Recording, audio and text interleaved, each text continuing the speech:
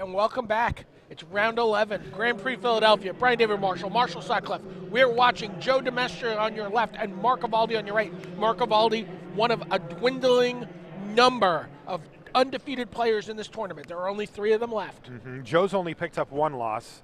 Yeah, but Mark's playing down here. He's doing all right. He's doing fine. Pretty par for the course for Joe DeMestria as of late.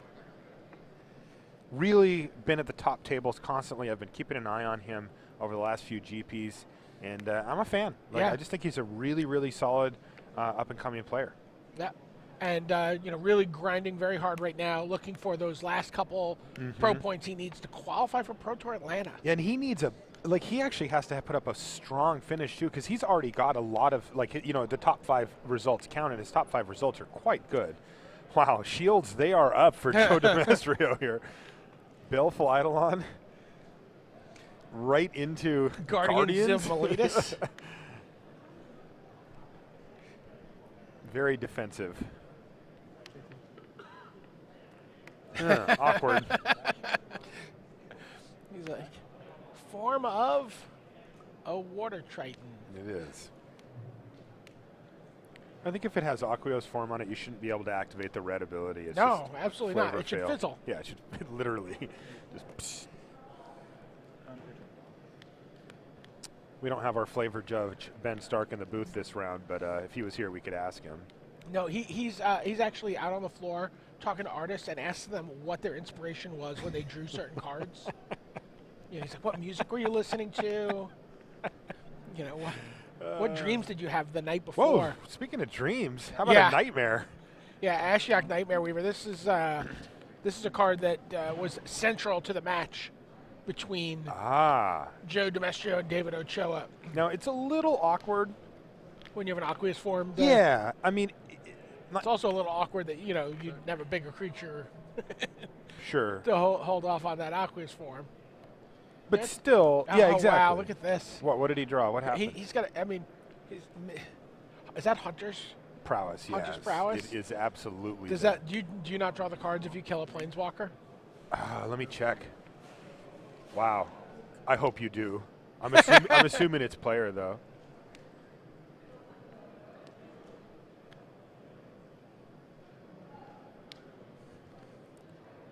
Looks like he also has Mischief and Mayhem. So instead, he just casts Mischief and Mayhem, targeting one creature. He also has Mischief. Wait, he also, or did we just see it wrong and that's what he actually had? No, he has both. He has both.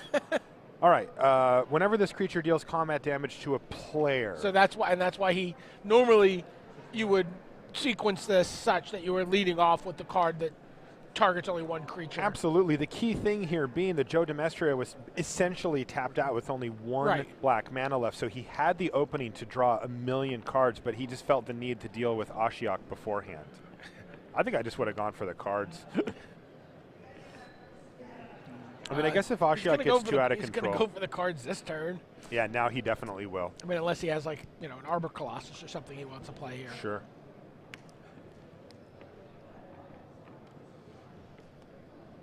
Do it. Oh, wow, that was a wolf, an X-Born wolf. He could do that and then do it. And just get him for 9.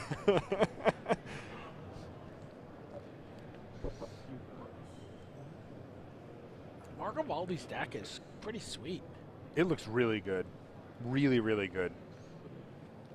I was playing Friday Night Magic once, and I had a tough decision between making the right play or drawing 12 with Hunter's Prowess, and I obviously took the decision to draw 12. Oh, okay. I got away with it.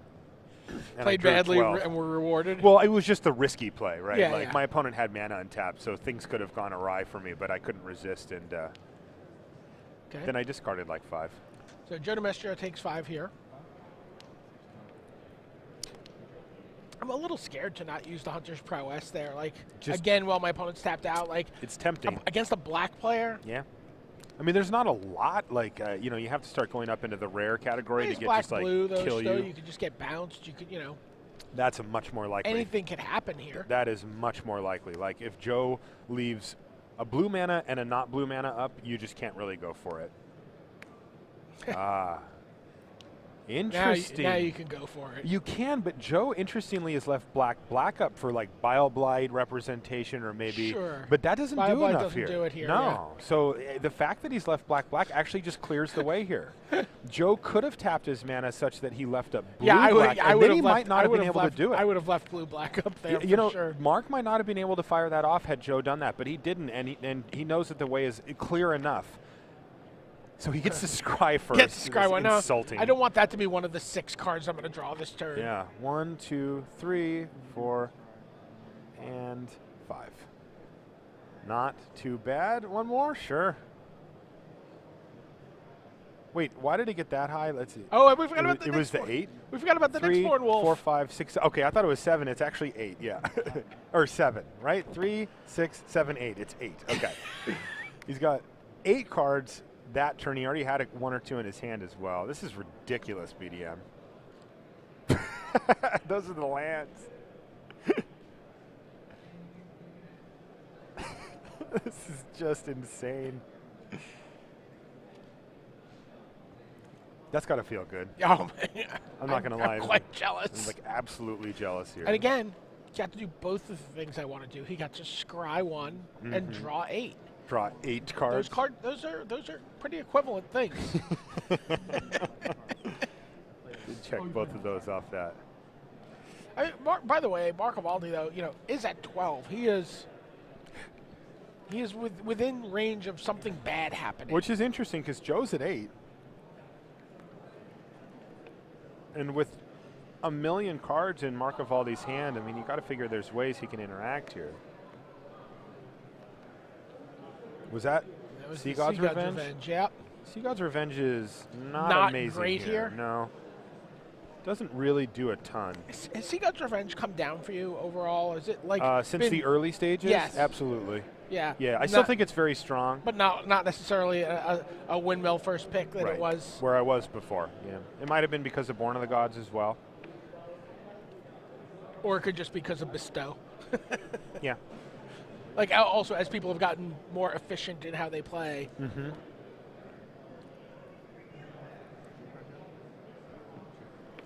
So it looks like the Triton has knocked Joe Demestrio down to 3 here.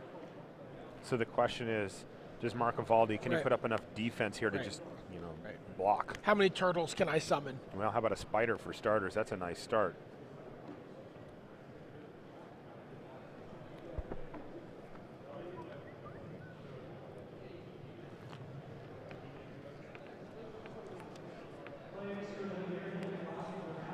Yeah. Okay. 2 perfectly good blockers here. And by the way, is Mark like setting some type of world record for number of scries in one game? He's like scrying on every spell.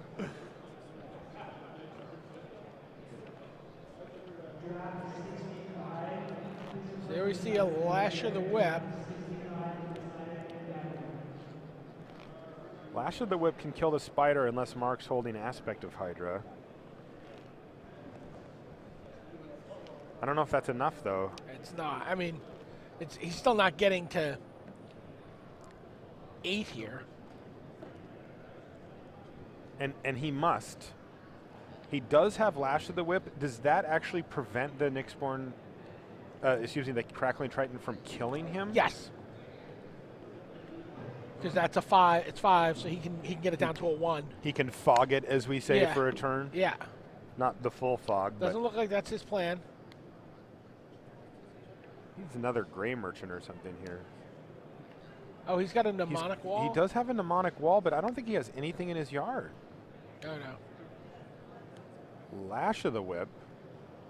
Oh, I guess that kills it, actually. It's 4 toughness. It's just 4 toughness, yeah, right? Yeah, just straight up We're kills thinking it. about the power. That's funny. Okay, well, that's a sweet draw for Joe Demestrio. Yeah, then. and now how about we rewind a little bit? Yeah. Wow, Joe draws Lash of the Whip, which really just gets him out of this mess. Fog it for a turn. How about just kill the thing? Yeah. How about fog it up? Wow. Now the problem, of course, lies. So Mark Evaldi doesn't have a way to kill Joe this turn realistically, but, or at least that we see. I mean, he might actually be able to do it. Well, actually, if he just. It's still not enough. If he Sea Gods, if he 3 Sea creatures, Gods 3 creatures. Isn't there just any permutation? Oh, it is enough. Yeah, he just goes for it here. Sea Gods, he's got to be careful about what he sea gods here, because Joe does have 2 blue and a black up to potentially have instant speed something. Okay, so Joe bounces those back, and in they come. Joe just needs something. He needs any way to interact with his opponent's creature in a favorable way, and he doesn't have it. So Sea God's Revenge does finish it off. Game 1 goes to Marco Valdi. He's like, I like being undefeated. I'm not ready to stop. Yeah, where I was trying to go with that, what I was saying before, is just the issue, of course, for Joe Demestrio, even though Marco Valdi gets in there and wins that turn, is that he's still got 5 or 6 cards to Joe's a million 1. creatures he can play. Okay, so this is a matchup. This is Dan Jordan versus Dennis Vidugiris. Okay. Both of these players, multiple-time Pro Tour top 16 competitors. Mm-hmm. I mean, he's got a finals. Yeah, he's got a finals, yeah. Oof. So Dragon Mantle on a Servant of Timuret, unlikely buddy cop film.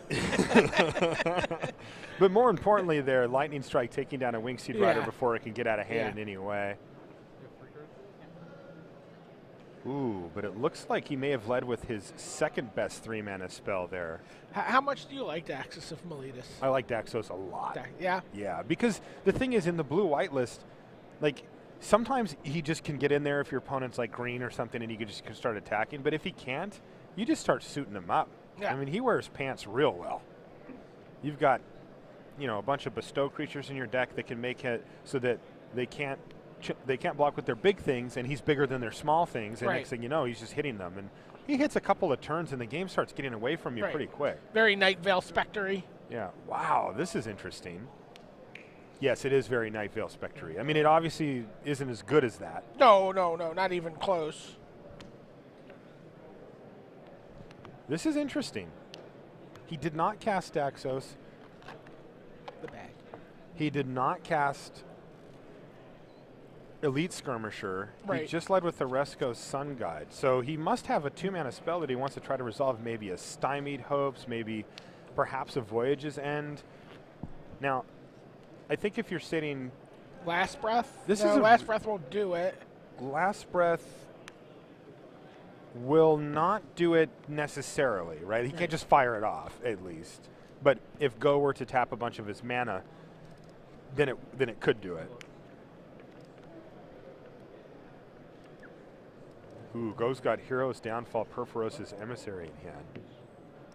And I think a Nyxborn Eidolon as well. Yeah, and he's just like... Oh, very aggressive. Just slam. Pump him.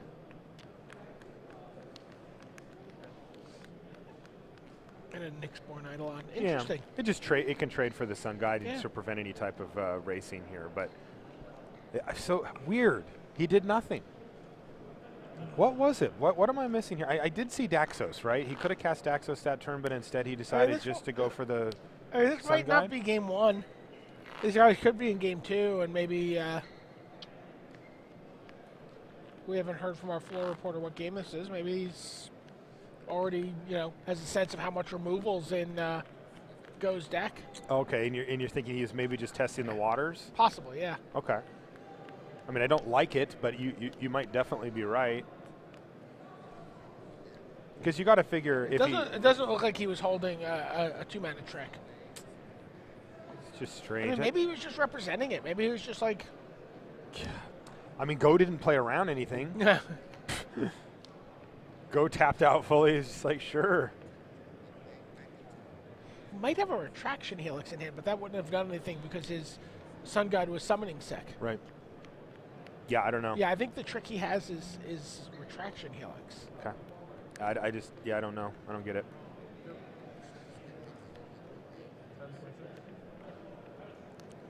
Because this is going to be interesting now because Go's got to decide if he's attacking still. And, I mean, generally speaking, when your opponent has the Daxos out and you have the ability to block it, you just don't.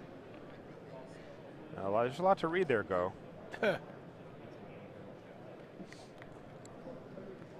Ben Stark and I were talking about this yesterday. Like a lot of players, like sort of middle players, like beginning players will read a card, and you'll see a lot of like the pros will like double check and read a card. Yeah. But in the middle, it's only the bookends that are comfortable reading the cards. you know, it's like, you know, and you'll see sometimes in the chat or some people like, why is Good Dennis reading that card? Doesn't he know what it does? I know. And it's like, you know what, there are 10,000 cards that are Right. in your brain. Yeah. You know what? Double check. Sometimes they get rewired. You get, you know, your signals crossed. All right.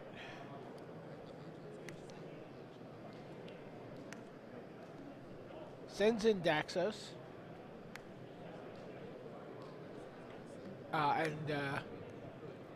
The proverbial hero's downfall. Yes. And the literal. And our hero.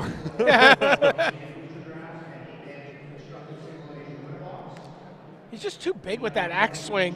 He is. You know, he's just leaves himself vulnerable. Yeah. Hold on, says Dan. Not dead yet.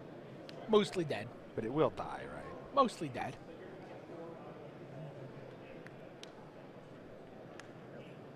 I think we're going to see a little hippocamp? breaching hippocamp, And then untap, and then he's going to bounce his own Daxos? or he's going to bounce. He's going to let Daxos die and bounce the Servant. Okay.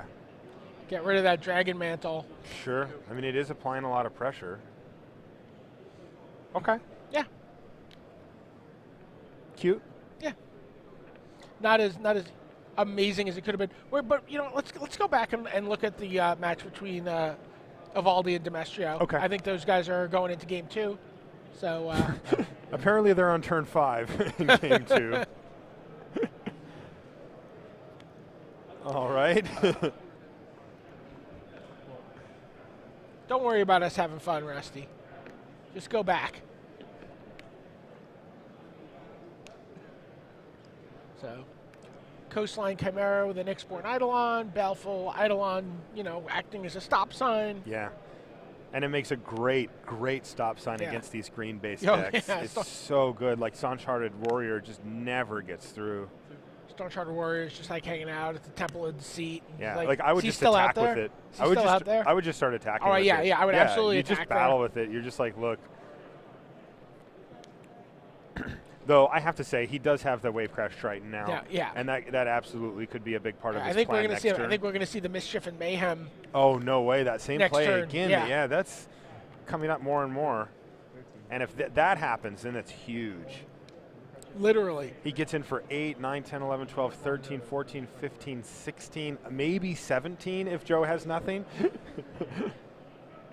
He also he has both of them in his hand. Does he really? He really does. Now this time, though, Joe has left tons of mana open, and it can have any number of tricks. Here's Mischief and Mayhem.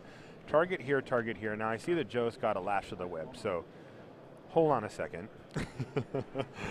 And Joe has to decide what it is that he wants to kill, because the trigger for the Wave Crash Triton is on the stack. Huh? But he says, you know what? I don't want you to have an 8/8 And this turn. 8/8 seems a little sketchy, and then a 4/4 left over too. But still, he's going to take, what, 8 damage here? Yeah. I mean, it's still a pretty nice play. Though I have to say that, you know, Joe can also just stop the attacks with the Chimera if he wants, and he can block either of these creatures. Yeah. So it is, you know, the ball's in Joe's court as far as how he wants to craft how this game goes. He can pump the brakes and keep Mark's threats at bay, at least the ones he has currently, or he can keep on attacking if he has other ways to stop Mark from attacking. And he's going to keep like, battling. he's Yeah, bash. he drew a return phalanx here. And that's going to make a perfectly fine blocker. He has 1 card left in hand. There's a Voyage's End for Mark. A little bit of an awkward Voyage's End potentially. I mean, Joe's at 12. I don't, you know, he's not really going to be able to like power through this turn. So I think he's just going to go for the Hunter's Prowess. Yep.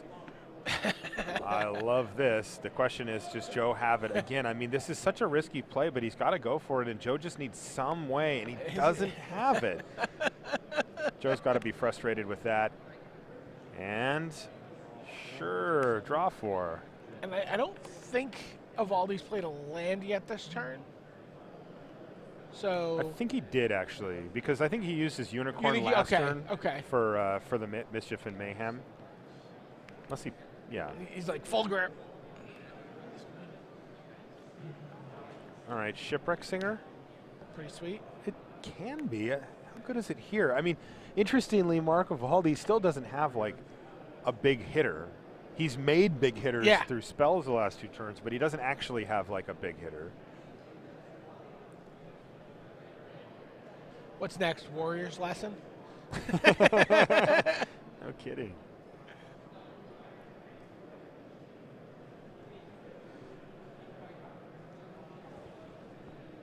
This is all the green. He's playing green draw card draw.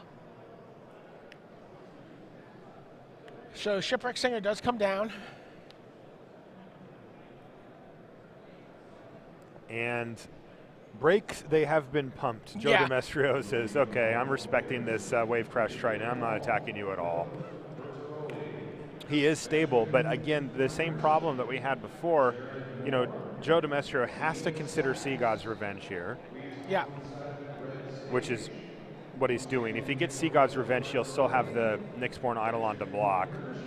But block the 3/2. Yeah.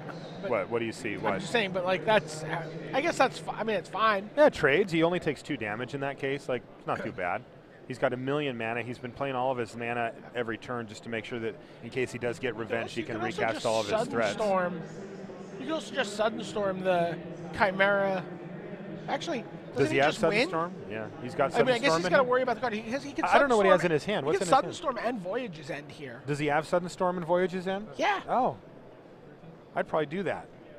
I mean, there's ways that can go wrong for him, but not horribly.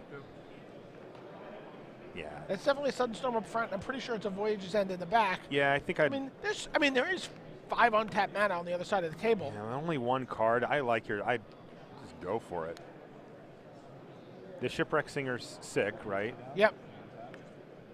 So Sudden Storm, though, Scry, because that's what he does. Whoop. He scries a lot.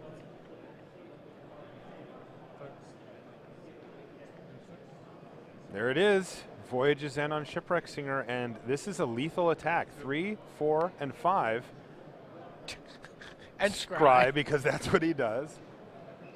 I think that's going to do it. Yes. And that's it. Wow, Marco Valdi, 11-0, defeats Joe Demestrio in 2 kind of thumping games. Joe is not going to be happy with that.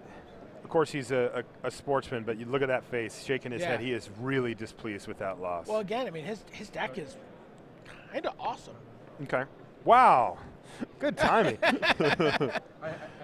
We get the flash in for the handshake. Well, fortunately, there's some other action going on in the bullpen. We got some lefties warming up. See if we can bring in some closers here. We'll see. We're going to have Rashad go over there and see if there's anybody left. Who won the game between Dan Jordan? No, there's nobody left. Okay. Well, I guess we get to watch the end of Reed Duke's draft. Yeah, that was good magic. I still enjoyed watching that thoroughly. Some pretty complex board states there, but good stuff. Okay. Can you repeat that question? So we are going to throw it down to Reed Duke's draft. We'll watch it. Yeah, we got through most of it. I think in our last break we're going to finish it up here. Yeah. And then we've got some Journey into Nyx talk. That there's been quite a few cards put up on the card image gallery. There were also some cards, by the way. There were also some cards released yesterday at PAX East, including the some Black White spicy God. ones. Oh, really? Yeah. At Athreos? Athreos. Can we go to the thing so I can go read it? Rusty, we want to go read the spoilers. Are you ready? You mean the card previews, All right, BDM? yeah, go ahead.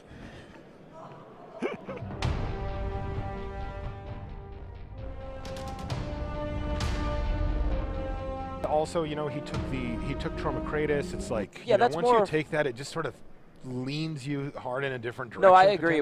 It's a blue card, but it's almost like a blue, black, gold card here. Exactly. Because in your blue, white heroic deck with all 2 drops, you don't want that 7 drop to be stuck in your hand. But in your blue, black deck where you're going to play things like Divination and Read the Bones, and you're going to be trying to set up, control and make the game go long, then it's an excellent card. That's right.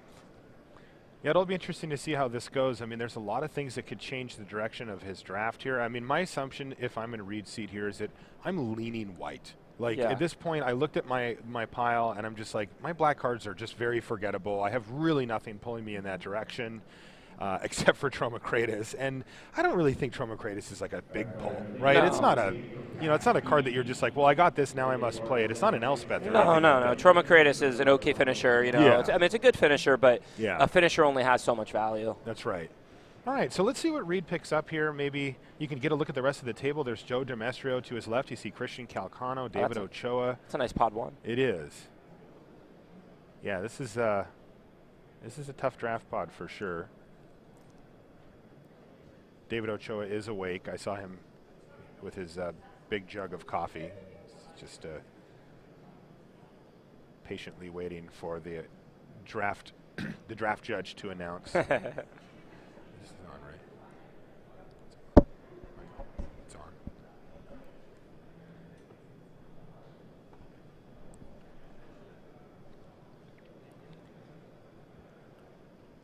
There's nothing Ochoa is not, if not patient. It's true.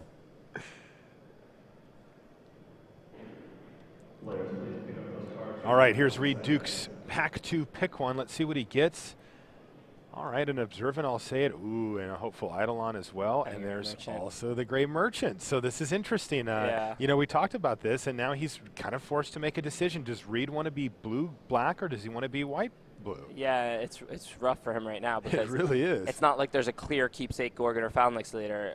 Right. Gray Merchant is better than Hopeful Eidolon, but we both agreed it's like he's seeing more white than black. Mm-hmm. And I mean, I think that if I'm in Reed's seat, I would actually lean back towards the Eidolon because he still has those double Miletus astronomers, and And that's what his deck is trying to if do. he picks the Gray Merchant, he's not really doing anything with those. Yeah, he took it. All right. I felt like he wanted to be black this whole time. It seems like he's willed himself into blue-black instead of blue-white. I mean, Yeah. if I was in Reed's seat in this draft, I'd be blue-white. I'm not going to lie. Yeah. But, blue-black is a fine archetype, and we'll have to see what Reed's going to do.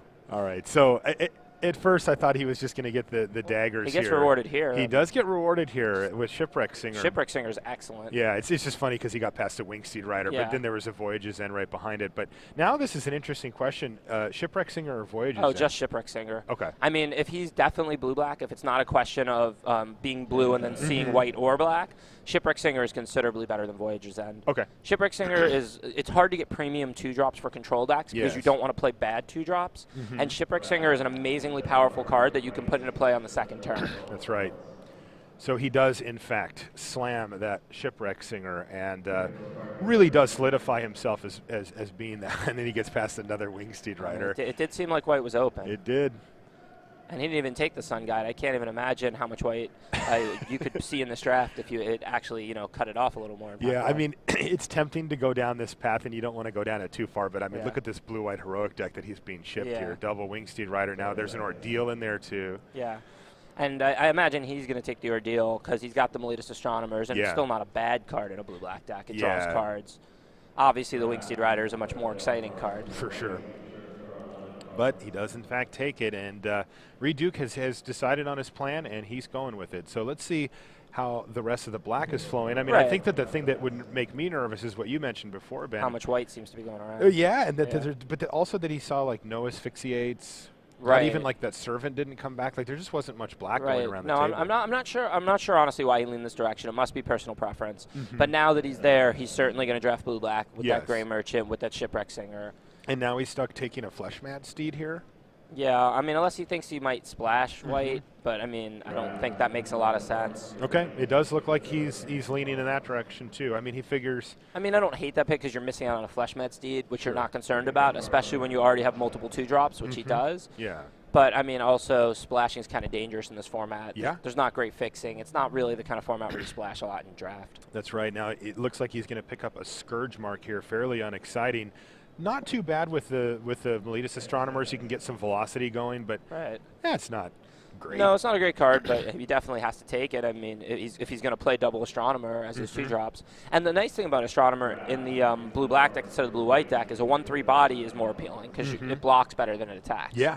So I'm fairly certain he's going to at least play them, which means he's going to want to pick up some things like Scourge Mark where he can. Right. There's an Omen Speaker and a Boon of Erebos. A Gainsay potentially for sideboard. I like Omen Speaker here. Yeah, I mean, you don't want to have to play bad 2-drops, and right now he's got 3 good ones, I think. Shipwreck Singer and the 2 Astronomer. Right. So, I mean, you can still take an Omen Speaker. Fine card, nothing special. Right. It means you don't have to play a Flashmat Steed, potentially. He can try to set up his Astronomers with his Omen Speaker. Yeah, but I mean, what is interesting is he doesn't have much black, and he's definitely black, but he has a Gray Merchant as one of his black cards. This is an interesting one. I actually like Scholar here. If he is going to dip into white, Scholar's like a fantastic pickup. It depends on if he gets actual fixing or not. You know, Burnished Heart's also possible, but it looks like Reed pulls like Scholar here too. Oh yeah, I agree. Card is super powerful. If you're going to splash white, Scholar's an excellent splash card because what you're looking for is to have out a bunch of swamps and only 1 plains. Just cast it and start draining. That's right. Also blocks reasonably well. Yeah, no, I like that. I don't like splashing, but if I'm going to splash because I need to or something, I'll happily splash that Scholar. Yeah, right now Reed doesn't have any real fixing, so he's going to take another white card here. So things are starting to get a little murky for Reed. Yeah, it looks like he's putting together an Esper control deck. It does feel like that, yeah. And in which case that Burnished Heart would come in handy. A clunky card, but it becomes necessary evil. Wow. Oh, man. Man, Observant Alseid still in the pack. That's one of the premium white commons. He just wheeled that? Yeah.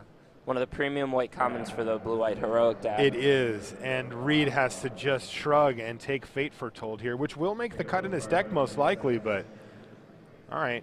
Triton Fortune Hunter. Fairly late. Yeah. And, I mean, still good for Reed's deck. Also a premium common for the heroic deck. It is. This has been interesting. Yeah, I'm not really sure what everyone else at this table is drafting. I don't know either, but I'm pretty sure it's not white. Fellhide Minotaur for Reed as he enters the final stages of Pack 2. Now, this is going to be interesting when he picks up his deck and thumbs through it, because I'm curious to see where he puts what. I mean, he's got like white cards in there. He's got a gold, white, black card, and he didn't really pick up too much blue out of this pack either. You know, Omen Speaker, Fortune Hunter, a few things here and there, but. This pack, I have to say, it didn't go great for Reed, right? Like, there was a lot of really good cards, and he picked up a couple of things, but, like, black does not seem open. No, black doesn't seem open at this table. I mean, he got Gray Merchant and Shipwreck Singer, but that was pick 1 and pick 2. Yes. And then he didn't see anything late. He didn't see any Disciple of Phoenixes, any Returned Phalanxes, any Pharika's Cures, Lash of the Whip. Yeah. He really didn't see very many of the staple black commons. From Theros. The Fleshmad Steed didn't come back.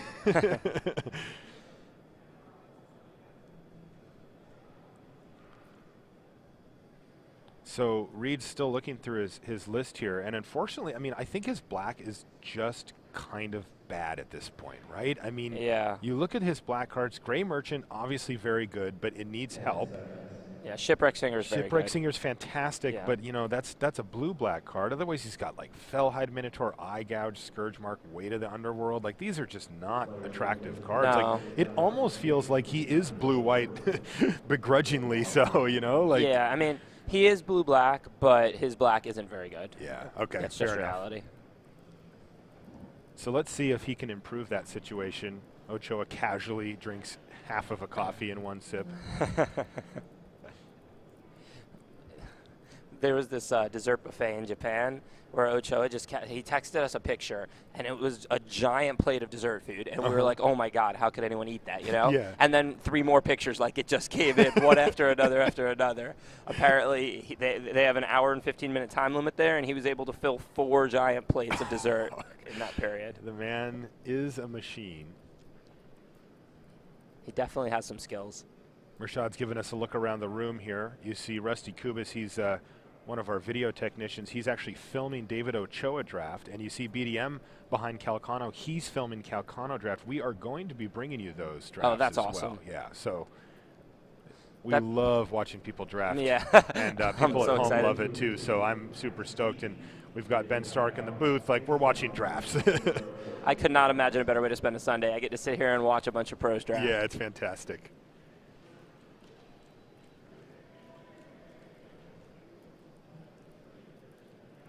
All right, so, I will say, though, that Reed Duke's deck does have a significant amount of playables at this point. He needs to kind of fill in the corners here, and he'll have a reasonable deck. Yeah. If this pack goes really well, he could have a very good deck still. Yeah, it's not a bad deck. Right. He's been in a pretty decent seat. I mean, there was a lot of good white cards, a lot of good blue cards, a lot of good black cards. Well, not a ton of good black cards, but a few good black cards up and around him.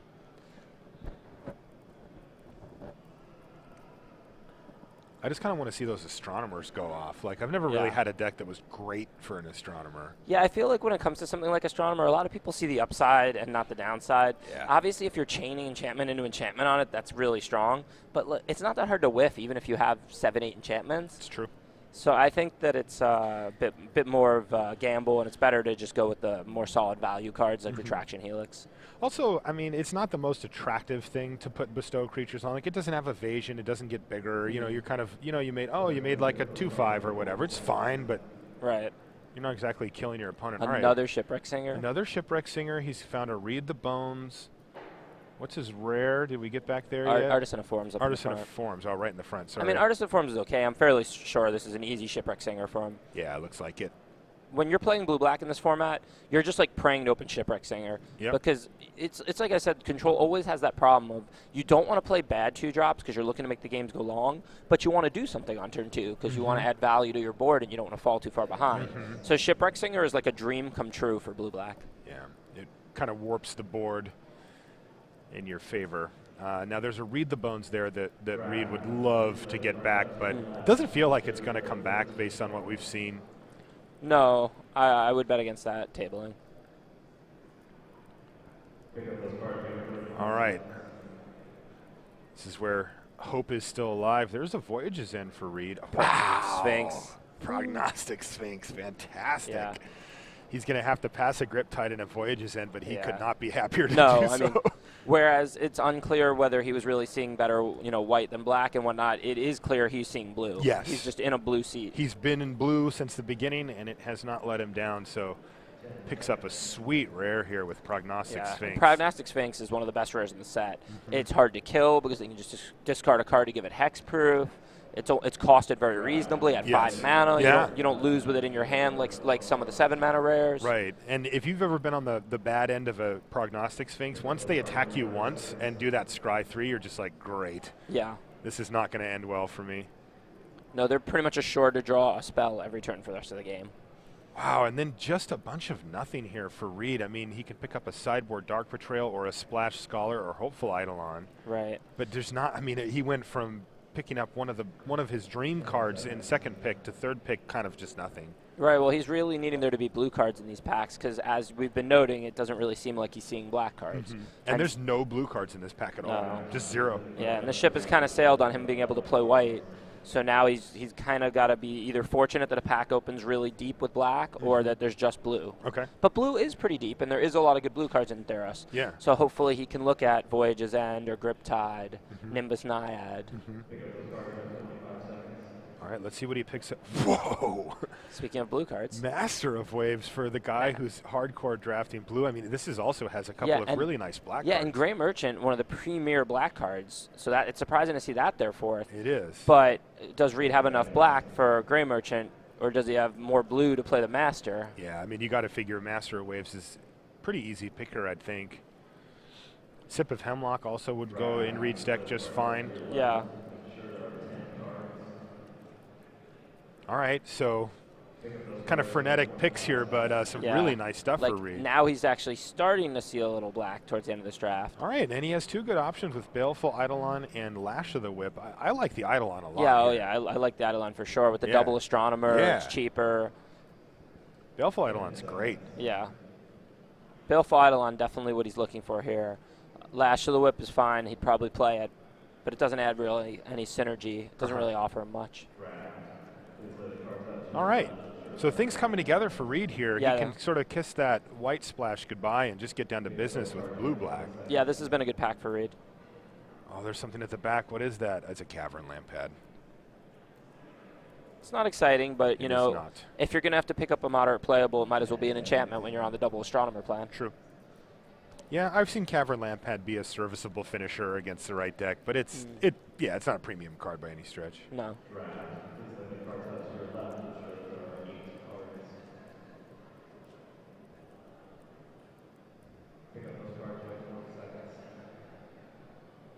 Well, that's interesting. Nothing else in the pack but a Traveler's Amulet for Reed here. And, he does still have those white cards looming. You got to figure with 2 Shipwreck Singers, he's pretty loath to try to splash anything. Yeah. I think he's not looking to splash. He might take the Amulet just in case because there's nothing really here. So if he plays against another deck looking to stalemate the board, then maybe he can bring in that Scholar or something. But I can't imagine he's going to build his deck 3 colors. Yeah, he's got Triad of Fates as well. Yeah. I think Triad's a card that looks that's a nice pickup. Yeah. I think Triad's a card that looks a little bit better than it is. I mean, it's useful, but it's kind of slow. It's very slow. Especially off the splash, so you finally hit that plains and you slap down your 3/3, and then a turn later you tap to put a counter on something, effectively doing nothing. Yep. It is very slow. You can do some fun stuff with it, but yeah, it takes a long time to get going. Yeah, I mean, if I have another Amulet. Another Amulet, maybe the splash becomes real. It might, yeah. He's looking at Mnemonic Wall, but I don't think he actually has that many targets for a Mnemonic Wall. So there we go. Now he actually has the option to splash legitimately. And I still think I like your plan, Ben, of making a blue-black list and then just keeping the splash option open as opposed to main decking it. I think he'll only splash if he needs to here. I don't think you want to. Yeah. I haven't really been counting his playables. I haven't either. It seems like he has enough playables. It feels like it.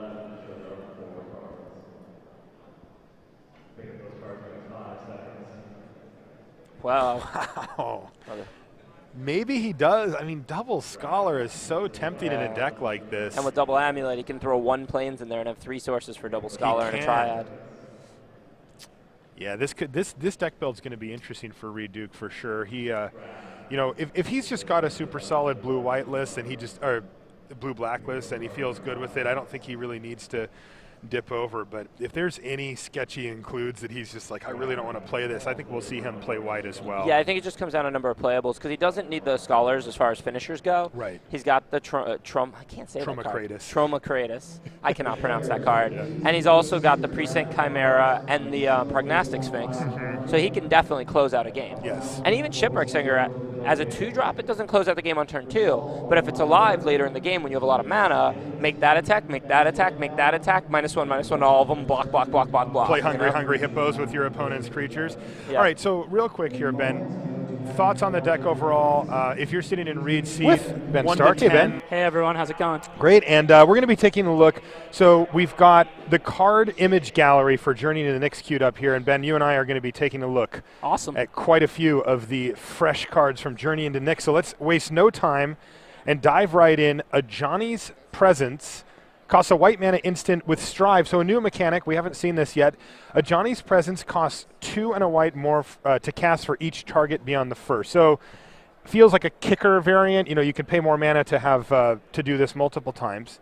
Any number of target creatures each get +1/+1 and gain indestructible until end of turn. So what are your initial thoughts on Ajani's Presence, Ben? I mean, it seems pretty solid. I mean, that's a good trick. For 1 mana, you can give a guy indestructible and +1/+1. Mm-hmm. So, I mean, that's already a good trick, right? That already costs 2 mana. I think there's a green card. Yeah, Mortal's Resolve. Yep.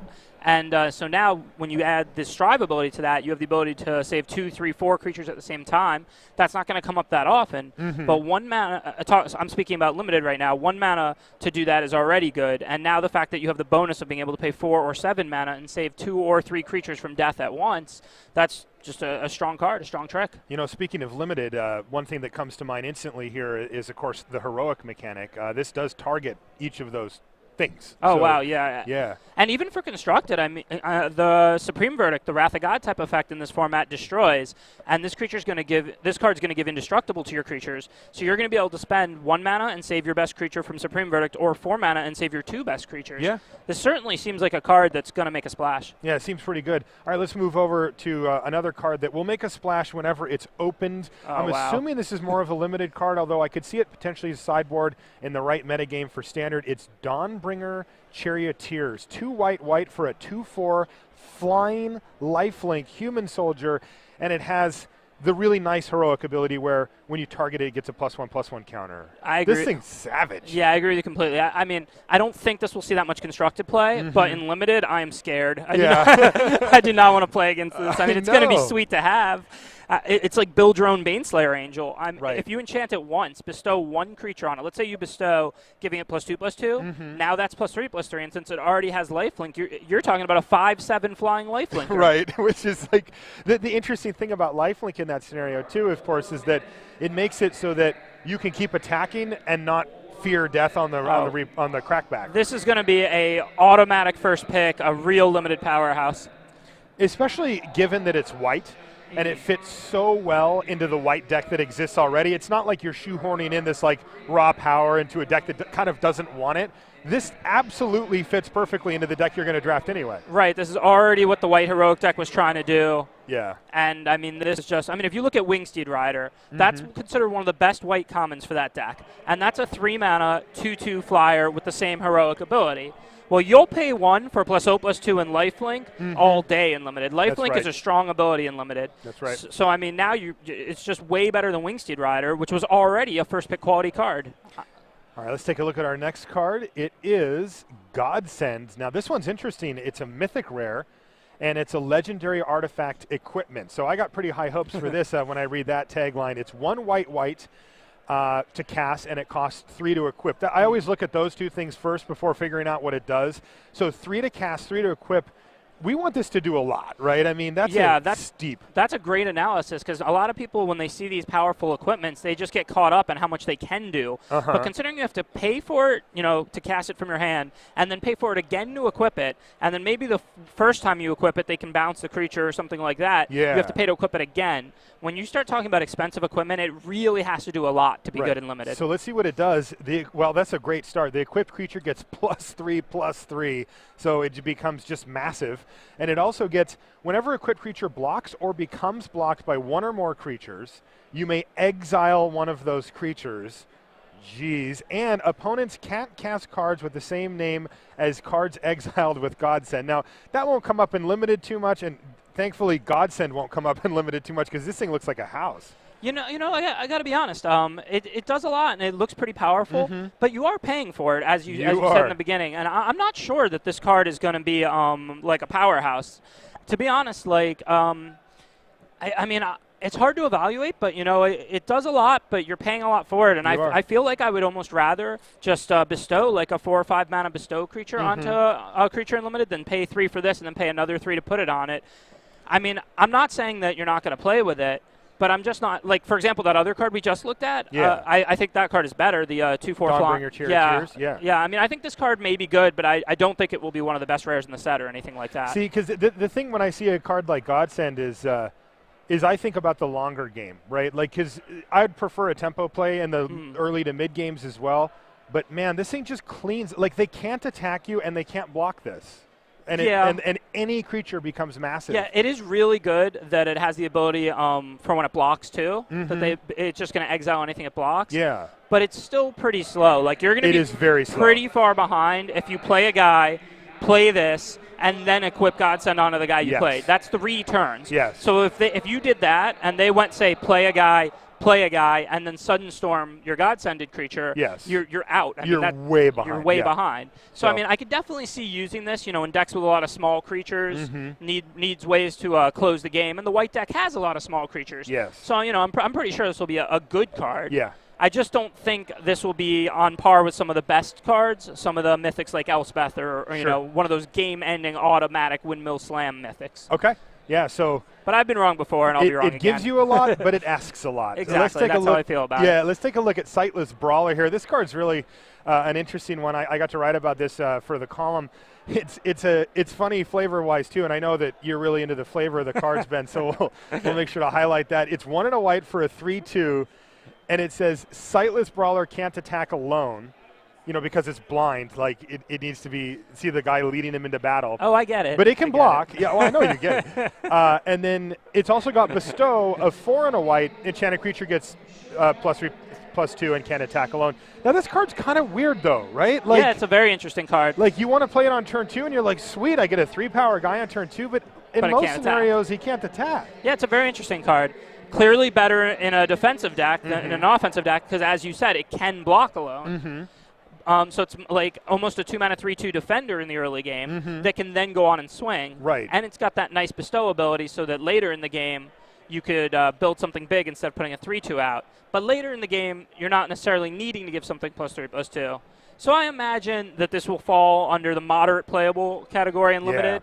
And I imagine this can't really see constructed play because you can't have your 2-drop not be able to attack alone. Right. I mean, maybe if you end up with an all-creature deck or something like that, then maybe he'll find his way in. Right. I mean, yeah, the thing that occurred to me looking at it was, so one thing that does tend to happen in the limited format that we have here is people will stack up a bunch of creatures, a bunch of bestow onto one creature and try to make one threat that's just bigger and better than anything your opponent can do. And this actually, even though it has bestow, doesn't work that well for that. Right. Because it ends up not being able to attack unless you have a friend with it. Right, and let's say it has that one other friend, they're going to block and kill that one other friend, and then it's not going to be able to attack the following friend. And that's a little awkward. Right, I see this card as much better in decks that basically want to block more, where the attacking is a bonus. But since you are getting quite a bit for the mana, 2 mana, 3/2, 5 mana +3/+2, I feel like it'll be like a moderate playable for defensive white decks and decks that sometimes want to attack, sometimes want to block. A lot like the way the black-white mid-range draft decks play. Okay. Let's move on to a couple of blue cards here.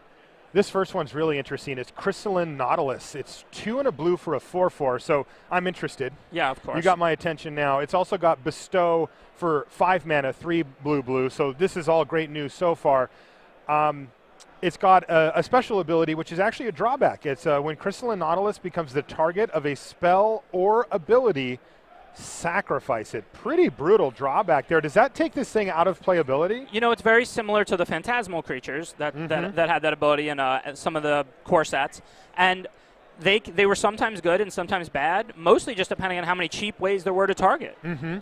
In this format, where everybody's trying to enchant creatures to make them bigger, because there are a lot of creature enchantments, a lot of auras played, and I imagine this card can't be that good because your opponent can just slap an aura on it and kill it, right? Yes, they can actually bestow it with their own creature, kill it, and then get the creature. Yeah, right. It's pretty nasty. Right, I didn't want to say that because I wasn't 100% sure. Yeah, but you can do that. Yeah, so I mean, I doubt that this card is going to be that great. It does have the benefit of you can bestow it also, and then your guy will grow and everything like that, right? If you bestow it on a heroic creature or something like that. And then if they do only have one way to target it, they kill that small creature that you bestowed it on. You still have this 4/4 that falls off that's pretty good. So I imagine that this is going to be a fine playable because they'd have to target it twice to kill it. And when you talk about playing like some of the white heroic style decks that we've already talked about, this could be like the top of your curve where you're bestowing it for 5 onto some 2/2 white creature that you paid 1, 2, 3 mana for, and then they have to spend an enchantment killing that. Then you get to attack with the 4/4. Then they have to spend another card killing that. And anytime you're 2-for-1ing in Limited, you're usually in pretty good shape. Yeah. So I kind of feel like this will be a card that you will probably play in a lot of those decks, but not a card that's overly exciting. Yeah. The things that occurred to me when I was reading it, first thing, every color in this set has combat tricks. Right? Like even black has just like random combat tricks that can kill this thing. The bestow, of course, is a big issue. But one interesting play that you can make with this, I don't expect it to come up that often, but you can actually bestow this onto your opponent's creature and then target it, and then it falls off and goes back to you, and they have to sack their creature. Yeah, and that is interesting. It's interesting. I don't, like I said, I don't know if it's like the primary use for the card, but it is something to keep in mind. It's definitely something to keep in mind because it's not the primary use for the card. Yeah. 90% of the time you're not going to do that, but the 10% of the time that you do, it's going to be to kill a Stormbreath Dragon or something that you really want to kill. Exactly. And that might win you the game. And you get a 4/4, so if they're top decking or something, you can get out. And I don't think there are a lot of permanents in this format that target. There's not that many. So they are going to have to spend spells to trade off with this. So I mean, if you're bestowing it, and they have to trade with both the creature you bestowed it onto and then it itself, that is a 2-for-1. And a 2-for-1 is definitely something that's consistently good and limited. So, I mean, I think this could see play. Okay. Let's take a look at Dakra Mystic over here. This is an uncommon. It costs just a blue mana. It's a 1/1 Merfolk Wizard. So pretty unexciting stats there, but it has a special ability. Let's see what it does. You can pay a blue and tap it. This gets a little weird. Each player reveals the top card of his or her library. So they both look. You may put the revealed cards into their owner's graveyard. So you can just mill and just decide. But if you don't, each player draws that card. I like this card. I mean, you're making the choice. And once again, I'm speaking mostly for Limited. Sure. I mean, a lot. Obviously, in constructed, less of the cards are playable. Uh-huh. You know, we're gonna have to look at some of the very best cards. But in limited, what often happens in games is lands quickly lose their value because there's a ton of value in making your first 4, 5, 6 land drops. But after that, lands are not of very much use. They're almost a dead draw in the late game. And since you get to use this card and you get to decide when the cards go in the hand or cards go in the graveyard, when you flip a spell for you and a land for the opponent, you're going to put them in your hand. When you flip a land for you and a spell for the opponent, you're going to put them in the graveyard. When you flip a land for both players, it doesn't matter much. And when you flip a spell for both players, you get to decide who's getting the better spell. You have all the choices. So this is almost like pay one, draw some percentage of a card. Right. In that scenario, maybe draw a half a card, maybe draw 2/3 of a card. You know, I'm going to have to play with it and think about it a little bit more to figure out exactly how potent. But you're already getting a 1-mana 1/1 that you can bestow onto in the early game. But now you're talking about in the late game, it's a card drawing mechanism. So when you have a split card, when you have a card that you pay very little for and get out right away at almost no opportunity cost, and then has the ability to attack and block in the early game, at least if you bestow onto it, Right. and has the ability to draw cards in the late game, I think you're talking about a potentially useful card. Okay. Yeah, I mean, for me, the question is, when it comes to opportunity cost, you are playing a 1/1 for 1. That's a very low impact card. You would never run that normally. So you are taking some of the responsibility, and I feel like you activate it a few times. How many cards do you need to make up before you've sort of gotten the deficit of having played this card back? 1-ish? Right. I mean, you do need to make up cards, but it's not that high an opportunity cost. This card is kind of like the opposite of Godsend, whereas Godsend is extremely powerful, and you pay a lot for that. And that's still a good card because you pay a lot and get a lot. Well, I mean, this card, you pay so little for it because 1 mana costs almost nothing. So I feel like you're just kind of going to squirt this in play, and it's never going to take your turn. And then you have 1 extra a lot of the time to be using it. And after 3, maybe 4 activations of it, you're probably up a card or 2. Okay. Because you either have found the lands you needed if you didn't have any more lands in your hand, or once we've gotten into that mid game like we were talking about, every time they hit a land, you're just letting them draw it and you draw your spell, and every time they hit a spell and you hit a land, you're milling it. Right. So it's greatly giving you like more ammunition, more powerful spells to cast than the opponent. Okay. Let's move on to Dictate of Kruphix. Here's a rare. It's 1 blue for an enchantment with flash. This is interesting. At the beginning of each player's draw step, that player draws an additional card. So, you know, we call this a Howling Mine from the original back in the day. But the knock on Howling Mine forever has been that you play it on your turn, you say go, and your opponent gets to draw their card first. Maybe they deal with the Howling Mine. Maybe they just get a card ahead of you and stay a card ahead of you. This actually solves that problem pretty nicely. Right, and that's for constructed when you can have a deck tailored around it. Dictate of Kruphix I don't think is playable in limited at all. Okay. There's no reason to give you both 2 cards a turn instead of giving you both 1 card a turn, because that's not giving you an advantage. And it costs you a card to do this. Right. In constructed,